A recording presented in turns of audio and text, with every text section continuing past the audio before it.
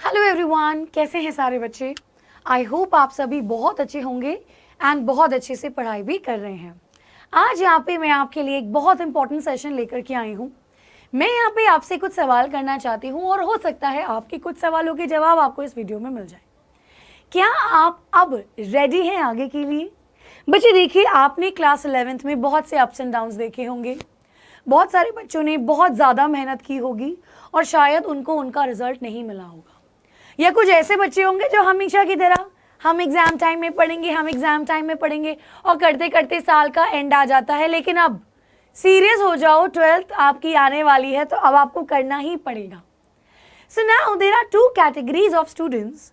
एक जो बेटा आपका सिंपल क्लास 12th को क्लियर करना चाहता है, ठीक है, कि बढ़िया नंबर से क्लास 12th को क्लियर किया, बहुत बेहतरीन नंबर ला करके बोर्ड्स के एग्ज़ाम दिए और उसके बाद अब चाहे उनको बीएससी करना है, ग्रेजुएशन करना है, या लेट्स सपोज कुछ बच्चे एमबीए में भी जाना चाहते हैं, कुछ आर्मी, एनडीए, इन सब चीज़ों में जाना चाहते हैं, कुछ who wants to prepare for government exams and so on. And कुछ स्टूडेंट्स ऐसे हैं, इनफैक्ट मेजॉरिटी ऑफ स्टूडेंट्स इसलिए बायो लिए रहते हैं सो दैट बेटा उनका एक ड्रीम होता है डॉक्टर बनने का। यस और नो? और आप में से वो कितने बच्चे हैं जो इस दो पाथ में चल रहे हैं, ये जरूर मुझे कमेंट्स में बताइएगा। तो बहुत सारे बच्चे ऐसे हैं who are preparing for their exams, जो अभी से ही नीट के लिए रेडी हैं, जो डॉक्टर बनना चाहते हैं, अपने ऊपर एक वाइट कोट, अपने नाम के आगे डॉक्टर देखना चाहते हैं। And there are few students जो कि बिल्कुल बहुत ज़्यादा कंसंट्रेटेड है बोर्ड्स एग्जाम के लिए, उनको बोर्ड्स बहुत बढ़िया देना है क्योंकि उनको 12th में बढ़िया नंबर चाहिए। सो ये वीडियो आप दोनों के लिए है। प्लीज़ बेटा वीडियो को पूरी देखेंगे, आपको बहुत सारी चीज़ें यहाँ पे मैं बताऊंगी। क्या आपको पढ़ना है क्लास 11th की, वो कौन सी चीज़ों को आपको ध्यान रखना है जो आपको 12th में मदद करेगी, आपको बोर्ड्स नीट के एग्ज़ाम से कैसे प्रिपेयर रहना है, एंड बहुत इंपॉर्टेंट वो कौन कौन से चैप्टर्स हैं, वो क्या क्या तरीका है उन्हें पढ़ने का जो आपको आगे इन दोनों एग्जाम्स में मदद करेंगे। यानी कि क्लास 11 की क्या तैयारी अब आपको करनी है क्लास 12th के लिए। तो चलिए शुरू करते हैं आज के सेशन को। पहले जो मुझे नहीं जानता, मैं बेटा शिवांगी शर्मा, आपकी बायोलॉजी टीचर। मैंने आपको कुछ टाइम से यहाँ पे क्लास 11th पढ़ाया है। Now if you are ready for the next class, do tell me in the comment box. And now बेटा अब शुरुआत करते हैं सबसे पहले उन बच्चों के साथ जो कि केवल बोर्ड्स देते हैं। देखिए, पहले मैं उनकी बात इसलिए कर रही हूँ क्योंकि चाहे नीट का बच्चा हो चाहे बोर्ड का बच्चा हो, देना तो दोनों को बोर्ड्स ही है। हाँ, बोर्ड्स का बच्चा बोर्ड्स के लिए बहुत फोकस है, उसके आगे नहीं सोचा, लेकिन नीट का बच्चा दोनों के लिए ही फोकस है। सो नाउ बेटा, if you are ready for your board exam, you need to make sure आप अपनी तैयारी अभी से ही करके चलिए। अपनी तैयारी अभी से ही करके चलने का मतलब क्या है बेटा? बहुत सारी गलतियां आपने क्लास 11th में करी है जो आप अब नहीं दोहराएंगे। Now it's the right time कि आपको पॉजिटिव रहना होगा। पॉजिटिव बोले तो देखिए बेटा, पैंडेमिक का समय था, बहुत सारे बच्चों के एग्जैक्टली पेपर तक नहीं हुआ। मैंने बहुत सारे स्कूल्स में ऐसे देखा है कि पेपर नहीं हुआ, टीचर्स ने पास कर दिया, या इंटरनल असेसमेंट के बेस में हो गया, या फेवरेटिज्म के बेसिस में नंबर आ गए। लेकिन बहुत सारे बच्चों का इन चीज़ों में नुकसान हो जाता है क्योंकि उनको बाद में रियलाइज़ होता है, वो बाद में पढ़ते हैं, इंटरनल असेसमेंट उनको फेवर नहीं कर पाता, किसी भी कारणवश उनके 11th में नंबर नहीं आ पाएंगे या उनको डर है। आप में से कितने बच्चों को डर है मुझे बताइए। लेकिन अब आपको 12th बहुत बढ़िया करना है, तो चाहे कुछ भी हुआ हो आपके पास्ट में, whatever had happened, please बेटा you have to be positive. आप सबसे पहले अपना पॉजिटिव एटीट्यूड लेके आइए कि अगर आपने सोचा है कि आप कर सकते थे तो आप कर भी ज़रूर पाओगे। उसके लिए आपका राइट एटीट्यूड होना बहुत ज़रूरी है। राइट एटीट्यूड बोले तो मैं सिर्फ ये नहीं कह रहा कि ठीक है मुझे पढ़ना है, मेरे को पढ़ना है और मैं बढ़िया नंबर लेके आऊँगा। सिर्फ बोलने से नहीं होता, आपको उसको करना भी होगा। आपके एक्शंस में वो दिखना चाहिए, आपकी विल में वो दिखना चाहिए कि आपको बढ़िया नंबर लाने हैं। शुरू से ही आप राइट टाइम पे क्लास 12 की पढ़ाई स्टडी कीजिए। जो भी आप जहाँ से भी पढ़ना चाहते हैं, अपने नोट शुरू से ही बनाते हुए चलिए। जो सबसे छोटा क्लास टेस्ट होता है, यूटी होता है, हाफ ईयरली तक तो छोड़ो, हर एक टेस्ट के लिए बेटा आप शुरू से ही पढ़ना सीखिए। You have to build your confidence if it has gone down. अगर आपका कॉन्फिडेंस लेवल बहुत गिर चुका है क्योंकि 10th में आपके बहुत बढ़िया नंबर आए थे और 11th में सडनली आप प्रूव हो रहे हैं कि आप इतने अच्छे स्टूडेंट नहीं हो, इट हैपन्स। मेरी खुद की क्लास में ऐसे कई सारे बच्चे थे जो 10th में तो 90 प्लस लेकर के आ रहे थे, लेकिन 12th में वो कुछ ज़्यादा तीर नहीं मार पाए, 11th में कुछ ज़्यादा तीर नहीं मार पाए। क्यों? क्योंकि बेटा 11th और 12th की पढ़ाई एकदम अलग हो जा रही थी। अब 1 साल तो चलो मान लिया तुम्हें लग गया इसको समझने में, इसको सीखने में, लेकिन अब मत लगाना। अब क्लास 12th में बात आती है एक्शंस की।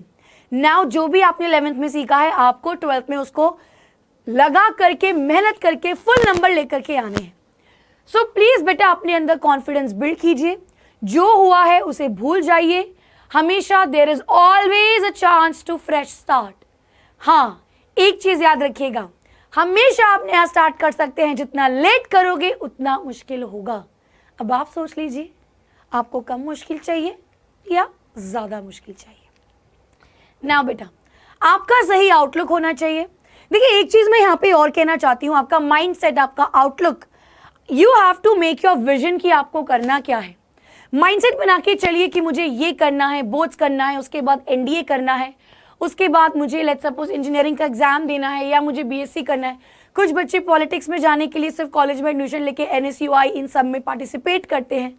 सो what you have to do, that is very very important and don't degrade yourself. आप वो सब कर सकते हैं जो आपने सोचा है, लेकिन आपको उसके लिए एक राइट एटीट्यूड लाना होगा।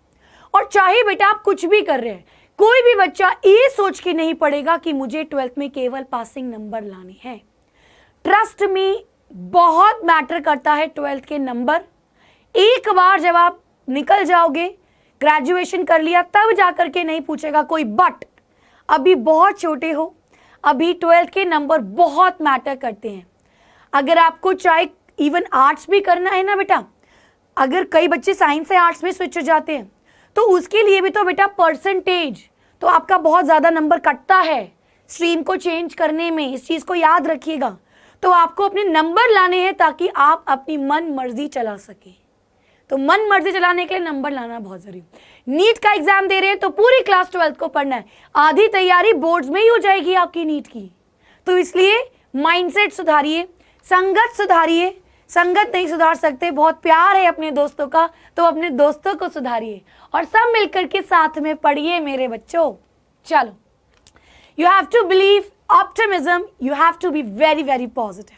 ठीक है बेटा, चलिए अब बारी आती है उन स्टूडेंट्स की जो कि नीट एग्जाम के लिए प्रिपेयर करना चाह रहे हैं या जो कि शुरू से ही जानते होंगे मैम हमें मत बताओ, हम तो बहुत पहले से तैयारी कर रहे हैं।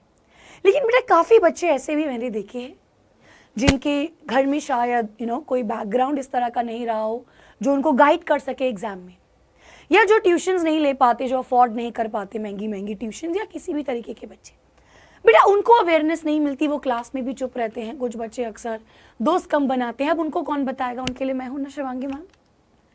बेटा बहुत सारे बच्चों को अभी भी नहीं पता होता that there is something much important, मतलब बहुत बढ़िया सी चीज आपके लिए वेट कर रही है if you have opted for bio. अगर आप एक बायोलॉजी के स्टूडेंट हैं तो आप बहुत बढ़िया तीर मार सकते हो डॉक्टर बन के। कुछ लोग अपने पेरेंट्स का सपना पूरा करना चाहते हैं, मुझे जरूर बताइएगा कमेंट्स में आप में से कितने ऐसे बच्चे हैं जिनके पापा का, मम्मी का सपना है, या जिसका खुद का सपना है, जिसको कुछ करना है, कुछ करके दिखाना है, अपनी फैमिली की स्थिति सुधारनी है या अपने आप को प्रूव करना है for whatever reasons, but you want to prepare for NEET exam. So बेटा सबसे पहले आज से ही ये एक चीज मान के चलिए, from this day to that day till आप एग्जाम में बैठे हो, तब तक के लेके तब तक बहुत सी चीजें आएंगी आपको रोकने के लिए, बहुत आपको रोकेगा, बहुत आपकी हिम्मत तोड़ेगा, आप खुद आपकी हिम्मत तोड़ोगे, आप डिस्ट्रैक्ट हो सकते हो। क्लास 12th में बहुत सारी प्रॉब्लम्स आ सकती हैं, आपके नंबर गिरने की वजह से आपको प्रॉब्लम हो सकती है, बट उस ड्रीम को यहां से मत हटने दीजिएगा। चाहे कोई भी प्रॉब्लम हो जाए, जस्ट फोकस उस चीज को बार बार देखिए जो आप हमेशा करना चाहते थे। जो बच्चे 11 से ही तैयारी कर रहे थे, प्लीज बेटा आप तैयारी करते करते थक मत जाइएगा। कई बार हम बहुत तैयारी करते हैं, बहुत मेहनत करते हैं, और जब हम एकदम यहाँ पे पहुंच जाते हैं ना, मुझे यहाँ पहुंचना है, जब मैं यहाँ आ गई तब हम हिम्मत हार जाते हैं, तब अगर कोई एक ऐसा आ जाए ना, मैं ये बताने के लिए कि यार बस थोड़ा सा ही और चलना है, बस 2 कदम और, तब सब पार हो जाएगा। सो यही चीज मैं आपसे कहना चाहती हूँ। प्लीज, चाहे आप शुरू से स्टार्ट कर रहे हैं, चाहे आप 1 साल से तैयारी कर रहे हैं, प्लीज अपने दिमाग में उस पिक्चर को हमेशा वैसे ही ताजा बनाइए रखिएगा। आपको क्या करना है ये मैं आपको बताती चलूंगी। जिन बच्चों को नीट के बारे में नहीं पता है, सबसे पहले बेटा you need to know your exam. तो एक चीज मैं यहाँ पे आपको बता दूं, ये काफी बड़ा एग्जाम है बेटा। हर साल 15 से 16 लाख बच्चे ये पेपर देते हैं, और यहाँ पे आपके फिजिक्स, केमिस्ट्री और बायोलॉजी तीनों स्ट्रांग होना चाहिए। सो आपका जो भी 11th में फिजिक्स, केमिस्ट्री अगर वीक है, बायो हो जाता है, तो आप उसको स्ट्रांग कीजिए। जो 12th की पहले से कुछ छुट्टियां मिलती है, अपने 11th के कॉन्सेप्ट्स को स्ट्रांग कीजिए। ठीक है, आप एग्जाम के बारे में जानिए बेटा। इस एग्जाम में आपके सबसे ज्यादा क्वेश्चन, 90 क्वेश्चन आपके बायो में से आते हैं, 45 क्वेश्चन फिजिक्स में से और 45 क्वेश्चन केमिस्ट्री में से। और सच पूछिए तो मैं एक बायो की टीचर हूं, बट मैं सच ऑनेस्टली बताऊंगी ये बात बेटा, वो जो 90 क्वेश्चन फिजिक्स और केमिस्ट्री के है ना, that will decide your rank. Trust me, वो आपकी रैंक को डिसाइड करेगा। और ये गलती अभी से मत दोहराइएगा। सिर्फ बायो पे फोकस नहीं करना, तीनों सब्जेक्ट्स पे फोकस करना है। अपनी कमजोरी आपको पता लग गई होगी क्लास 11th में, उस कमजोरी को क्लास 12th में मत बनने दीजिएगा। ये 15-16 लाख बच्चे एग्जाम तो देते हैं, लेकिन सारे डॉक्टर नहीं बनते बेटा। डॉक्टर बनने के लिए आपको MBBS की डिग्री चाहिए, और उसके बाद कई सारे फिर से आपको एंट्रेंस देना होता है MD का, देन आप आगे फर्दर परस्यू कर पाते हैं। बट दैट जो आप अभी अंडर ग्रेजुएट होने के बाद जो exam, you are not graduate at all, अभी आप क्लास 12th में हो, अभी आप कैसे प्रिपेयर करोगे? सो बेटा, जो टॉप स्टूडेंट्स होते हैं वो सिलेक्ट होते हैं कुछ अच्छे कॉलेजेस में। उन 15-16 लाख बच्चों में से काफी लाख बच्चे तो निकल जाते हैं। टॉप स्टूडेंट्स बच्चे, दे आर सिलेक्टेड। अब उनमें से भी जो टॉप बच्चे हैं, लेट्स से पहले 1000, उनको बेटा अच्छा गवर्नमेंट कॉलेज मिल पाता है। गवर्नमेंट कॉलेजेस की फीस बहुत कम होती है प्राइवेट कॉलेजेस से, उनमें एक्सपोजर ज़्यादा होता है।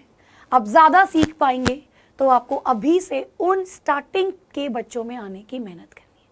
आपको एग्ज़ाम के लिए नहीं पढ़ना, आपको रैंक के लिए पढ़ना है। बहुत बच्चे बोलते हैं ना कि मैम वो कौन सी मूवी है, 3 इडियट्स, नंबर के लिए मत पढ़ो, पढ़ने के लिए पढ़ो कि हमें समझना है, बाकी चीज़ें अपने आप हो जाएंगी। लेकिन ये सबके साथ पॉसिबल नहीं है। हर कोई शुरू से ही उतना एनालिटिकल नहीं होता। हर किसी का दिमाग उस तरीके से नहीं चलता जैसे वहाँ पे आमिर खान का चलता था। How can we expect the same thing from every person? हर बच्चा अलग है, हर बच्चे का पढ़ने का तरीका अलग है, और बेटा उसको अलग अलग तकनीकें भी अपनानी होंगी। सो प्लीज मैं यहाँ पे कह रही हूँ, अगर आप शुरू से ही उस रैंक को टारगेट करेंगे, देखिए एक बड़ी सिंपल सी बड़ी अच्छी चीज बताती हूँ। आप किसी चीज को डेली सुनते हैं ना, आप अपने स्वभाव में उसको लेके आते हो। जब आप डेली उस चीज के बारे में सोचोगे ना, मुझे टॉप रैंक लाना है, मुझे टॉप रैंक लाना है, टॉप 1000 में आना है, टॉप 100 में आना है, you will not pressure your self. अभी प्रेशर कहाँ से, अभी तो भाई 1 साल और पढ़ना है। प्रेशर तो लास्ट के 1-2 महीने में आया, चलो तब बताएंगे कैसे ठीक करना है। लेकिन अभी तो बहुत लंबी जर्नी है, तो उसके लिए थोड़ा जरूरी है वो बनाना, वो हिम्मत। तो उसको बोलते रहो, उसको समझो, उसको बार बार सोचो, अपने आप चीजें आपके व्यवहार में आएंगी और आपके एक्शंस उसी तरीके के रहेंगे पूरे साल, ट्रस्ट मी। सो बेटा, एग्जाम के बारे में जानिए, एंड प्लीज अब चाहे आप कोई भी एग्जाम दे रहे हैं, चाहे आप नीट का एग्जाम दे रहे हैं, चाहे आप बोर्ड्स का एग्जाम के लिए प्रिपेयर कर रहे हैं, don't go with the flow. Everyone says go with the flow, I says don't do that. Why? Go with the flow क्या होता है कि अभी अभी आए, घर में चाचा मामा आ गए, चलो उनके साथ यहाँ चले गए, चलो चले, नंबर आ गए, चलो ठीक है, पढ़ते रहते हैं, ऐसे ही पढ़ते हैं, देखते हैं आगे क्या होगा। नो बेटा, फ्लो के साथ तो वो चलते हैं ना जो अपनी कुछ मेहनत नहीं कर रहे, उनको बस ले जाई जा रही है। जैसे जैसे दिन कम हो रहे हैं हमारी ज़िंदगी के, वैसे वैसे हम आगे बढ़ते जा रहे हैं। नहीं बेटा, जैसे जैसे हमारी ज़िंदगी के दिन कम होते हैं, वैसे वैसे हमें ज़्यादा सोचना चाहिए कि हम उन बचे हुए दिनों को कैसे खूबसूरत बनाएं, अपने सपना कैसे पूरा करें, ताकि बुढ़ापे में हम ये नहीं सोचे शिट हमने ये नहीं किया। ठीक है? So don't go with the flow. Make your own flow. सोचिए, अपना शुरू से प्लान बनाइए। बहुत बार बिगड़ेगा आपका, क्लास 12th में कई डिस्ट्रैक्शंस आएंगी, बहुत बार आपका प्लान बिगड़ेगा, नंबर उतने नहीं मिलते। And this is very very important बेटा, मैं खुद अपना एक्सपीरियंस से बता रही हूँ। टीचर्स बहुत नंबर काटते हैं यार पूरे क्लास 12th में, हाफ ईयरलीज में काटेंगे, प्री बोर्ड्स में काटेंगे, अन्य नंबर काटेंगे तुम्हारे। लेकिन घबराइएगा मत, आप पढ़िए, पढ़ते रहिए। नंबर इसलिए काटते हैं ताकि आप इम्प्रूव करें, ठीक है। उससे ये मत सोचिएगा कि मेरे नंबर नहीं आ रहे, अब तो मेरे से नहीं होगा। ऐसा नहीं है, मैंने सोच लिया था कि मेरे से ऑर्गेनिक केमिस्ट्री नहीं होगा, एंड ट्रस्ट मी बेटा, आज तक मैं उस चीज़ से पछताती हूँ। मेरा ग्रेजुएशन का टाइम था और ग्रेजुएशन में मेरा जब ऑर्गेनिक का पेपर था, एंड मुझे बहुत दिक्कत हुई। लकीली मेरे पासिंग मार्क्स से थोड़े से ऊपर आते हैं, but still I could not get to through the exam, क्योंकि ऑर्गेनिक में आपका जो ओवरऑल परसेंटेज है वो मेरा उतना नहीं बन पाया। And I was so embarrassed, क्योंकि शुरू से मैंने सोचा था कि सब कुछ तो मेरा स्ट्रांग है, लेकिन ये ऑर्गेनिक केमिस्ट्री मुझसे क्यों नहीं होती। और नहीं होती, मैंने सोच लिया था मुझसे नहीं होती, तो मैं नहीं करती गई। थोड़ा बहुत एग्जाम के लिए ये आता है, कोई ये बता दे तो नंबर आ जाएंगे, उतना पढ़ के, लेकिन मुझे बहुत लॉस हुआ। दैट केमिस्ट्री एग्जाम, उसने मेरी बोर्ड्स की परसेंटेज डाउन करी, एंड फिर इस केमिस्ट्री ने मेरा ग्रेजुएशन में भी पीछा नहीं छोड़ा। लेकिन एक दिन जब दिमाग खराब हुआ, जब वो एम्बैरेसमेंट हुई ना कि पेपर क्लियर नहीं होता, तब बेटा बहुत दिमाग खराब हुआ। और उस दिन उन चीज़ों को पढ़ना, तब तक आपका दिमाग थोड़ा डेवलप हो जाता है, तो वो 12th के कॉन्सेप्ट्स काफ़ी ईजी लगे, और उस टाइम मैं उसको ठीक से पढ़ पाई और मेरे नंबर अच्छे आए। लेकिन क्या हुआ, बहुत लेट समझाना इस चीज़ को, आप मत कीजिएगा। सो प्लीज़ बेटा, अपनी कमज़ोरियों को शुरुआत से सुधारिएगा। आप, बहुत सारी चीज़ें आएंगी, don't let your self down, उठाते रहिएगा समय पर समय। नाउ अब बहुत इंपॉर्टेंट चीज़, जो चीज़ मैं आपको इस क्लास में बहुत इंपॉर्टेंटली बताना चाहती थी, अब तक मोटिवेट कर रही थी, नाउ बेटा इस चीज़ को ध्यान से सुनेंगे। First of all you have to tell me that are you ready. कोई भी एग्जाम आप प्रिपेयर कर रहे हैं, मैं उनको बताऊं कि आपको पढ़ना क्या है। देखिए बेटा, चाहे आप बोर्ड्स के लिए पढ़ रहे हैं या नीट के लिए पढ़ रहे हैं, अगर आप बेटा आपके नीट एग्जाम के लिए पढ़ रहे हैं, तो एक चीज़ मैं आपको यहाँ पे बताना चाहती हूँ कि अक्सर अब बच्चे क्या करते हैं, क्लास 12th नीट के लिए प्रिपेयर करते हैं, नोट्स बनाते हैं, सब कुछ करते हैं, लेकिन बेटा प्लीज़ अपने 11th को खोइएगा मत। आप 11th रिवाइज करते रहिए। अब मैं आपसे ये नहीं कह रही कि आप पूरा रिवाइज करते रहिए, 24 घंटे पढ़ते रहिए, डेली पढ़ते रहिए, नो। अगर डेली पढ़ेंगे तो 12th कैसे याद होगा। हफ्ते में एक दिन निकाल सकते हैं, हफ्ते में एक दिन आपने, लेट्स सपोज एक हफ्ते में आपने केमिस्ट्री का एक चैप्टर पढ़ लिया, अगले हफ्ते में आपने फिजिक्स का एक चैप्टर पढ़ लिया। इस तरीके से भी अगर आप करते रहे तो कोई प्रॉब्लम नहीं होगी। जो चीज़ें शुरुआत से मुश्किल लगती हैं उसको बार बार देखिए। ये वो बच्चे हैं जो नीट के लिए प्रिपेयर कर रहे हैं पहले से ही, तो आपको पता है वो हार्ड टॉपिक्स कौन से हैं, उन सबको बेटा काबू में करने का ये सही तरीका है। 11th को रिवाइज करते चलिएगा बेटा। प्लीज़ अब आप क्वेश्चन को प्रैक्टिस करने की हैबिट बहुत अच्छी कीजिए। MCQ चाहे फिजिक्स केमिस्ट्री चाहे बायो हो, please try solving the MCQs।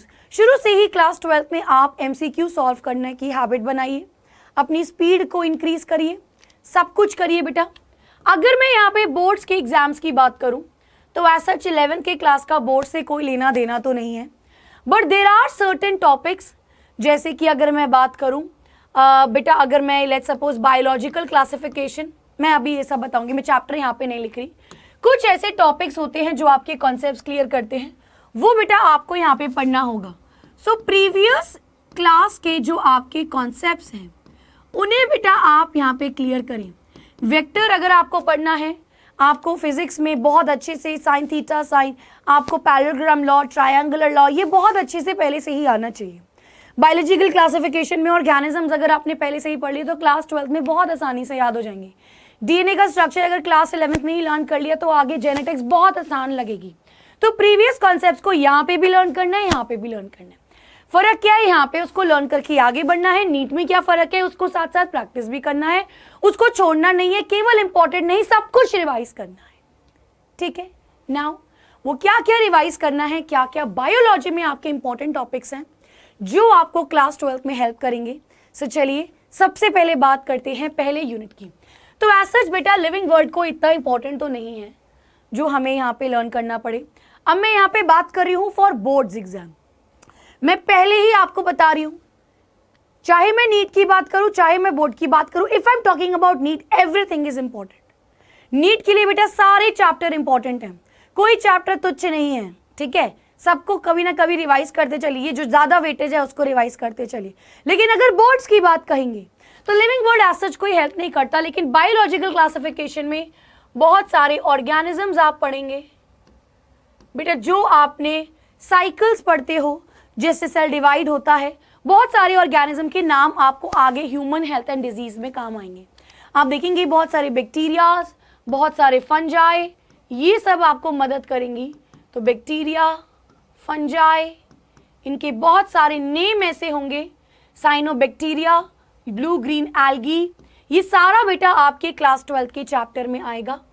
इन सब के नेम, इन सब के यूजेस, ये सारे आपके 12th के chapter microbes in human welfare, human health and diseases में एज इट इज दोबारा लर्न करोगे।